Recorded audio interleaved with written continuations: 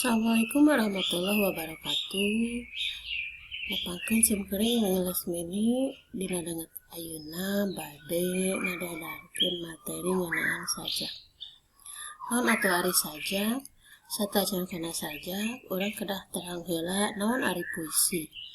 Dina sastra Indonesia nu disebat puisi teh sarua hatina jeung sajak dina sastra Sunda.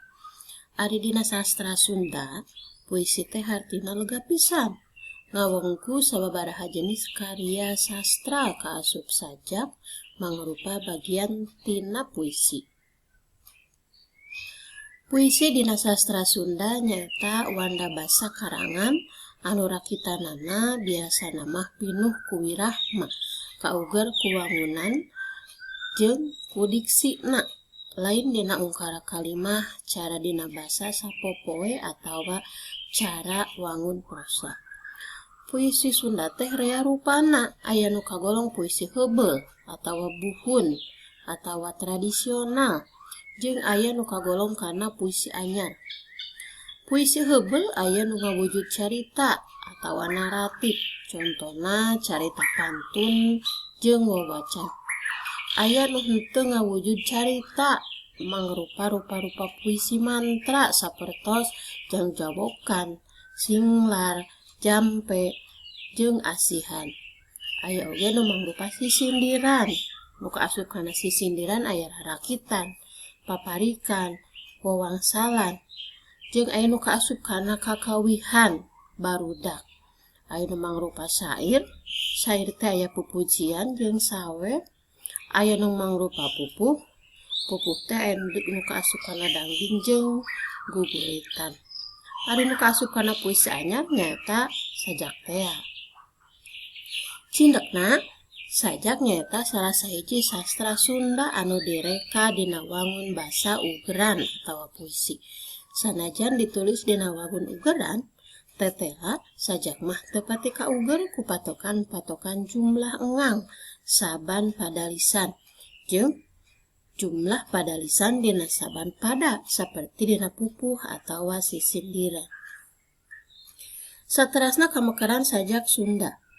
Dumasar kana asal-usulna, sajak teh mangrupa karya sampeuran anu jolna tina sastra deungeun nyaeta pangaruh tina sastra Eropa. Eta karya teh asup tur jadi banda sastra Sunda dimimiti kira-kira tahun 1846 nalika para pangarang Sunda khususna pangarang ora mimiti kasengsrem tur mikaresep ngareka basa dina wangun sajak. Pangarang Sunda anu naratas gelarna sajak nyaeta Ki Swees. Sabada ditaratas ku Ki Swees, sajak Sunda terus mekar nepi ka kiwari. Lian tina rea sajak anu dimuat dina majalah jeung koran basa Sunda saperti Mangle, Cupu Mani, Galura, jeung koran Sunda. Oge rea karya anu geus dibukukeun mangrupa antologi. Saterasna unsur sajak. Sajak teh mangrupa ungkara pikiran, rasa, jeung gagasan pangarang nu ditepikeun pikeun ngagambarkeun hiji pasoalan. Eta pasoalan teh asalna bisa tina kanyataan kahirupan sapopoe, bisa oge ukur reka cipta pangarang sabada ngaliwatan proses imajinasi jeung kontemplasi anu satuluyna dijanggelekeun dina wangun rakitan basa anu endah. Eta unsur-unsur diantarana anu kahiji aya adegan lahir. Adegan lahir nyaeta unsur fisik sajak di sawang tina wanguna.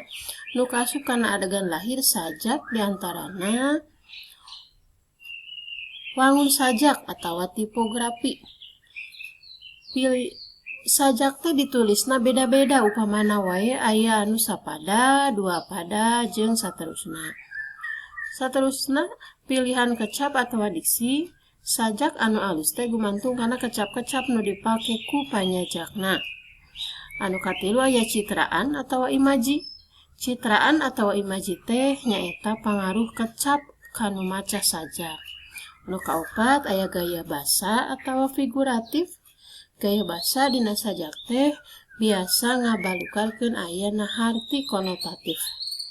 Anu pamungkas aya purwakanti. Purwakanti nyaeta padeukutna sora kecap boh di awal, di tengah, atawa di tungtung ungkara kalimah. Anu kadua, unsur nu kadua aya adegan batin. Tah, adegan batin sajak mah teu katembong langsung, tapi kudu diteuleman atawa dirasakeun. Carana biasa dibaca sababaraha balikan atawa disungsi kumaha eusi atawa maksudna. Adegan batin ngawengku anu kahiji aya jejer. Jejer atawa sense, jejer teh pokok pikiran anu aya dina sajak. Jejer atawa tema teh gagasan pokok nu rek ditepikeun ku panyajak kanu maca. Anu kadua aya rasa atawa feeling. Rasa teh ngajiwaan eusi sajak. Rasa dina sajak bisa kapanggih sabada dibaca. Anu katilu wirahma atawa tun. Nada teh sikeun panyajak kanu maca. Dina sikeun panyajak ngabalukarkeun ayana suasana nu karasa kun maca. Anu pamungkas aya amanat atawa intention. Amanat teh pesen panyajak anu karasa kun maca sajak. Hartina urang dibere kabebasan pikeun nangtukeun amanat tina hiji sajak. Anu saterusna aya wanda sajak. Wanda sajak teh kabagi dua. Aya nu disebut sajak epik, aya oge nu disebut sajak lirik. Pama sajak epik nyaeta sajak anu sifatna ngalalakonkeun, ngadadarikeun atawa nyaritakeun. Kulantaran kitu, sajak epik mah biasana panjang. Kulantaran sifatna ngalalakonkeun. Dina sajak epik mah bakal kanyahoan saha tokohna, naon petakna, jeung kumaha pamustunganana. Contona sajak Yante Arkidam karya Aji Prosidi. Wanda sajak nu kadua ya sajak lirik. Beda jeung sajak epik anu ngalalakonkeun, sajak lirik mah teu ngalalakonkeun. Contona sajak doa karya Apik Mustofa. Saterusna hal anu kalintang pentingna dina sajak nyaeta yang disebut harti konotatif. Bedana jeung harti denotatif nyaeta dina sajak sok kapanggih aya kecap-kecap konotatif atawa kiasan. Ari harti konotatif teh nyaeta harti anu teu langsung nuduhkeun barang anu dimaksudna, tapi ngandung rasa atawa tafsiran kana barang saja. Upamana wae kecap dicangcang dina kalimah kahiji jeung kadua, najan kecapna sarua tapi membanda harti anu beda. Kecap dicangcang dina kalimah kahiji maksudna teh geus tunangan atawa geus aya nu nanyaan atawa neureun omongan. Sabalikna ari kecap dicangcang dina kalimah dua mah mibanda harti sabenerna atawa saujratna disebut harti denotatif.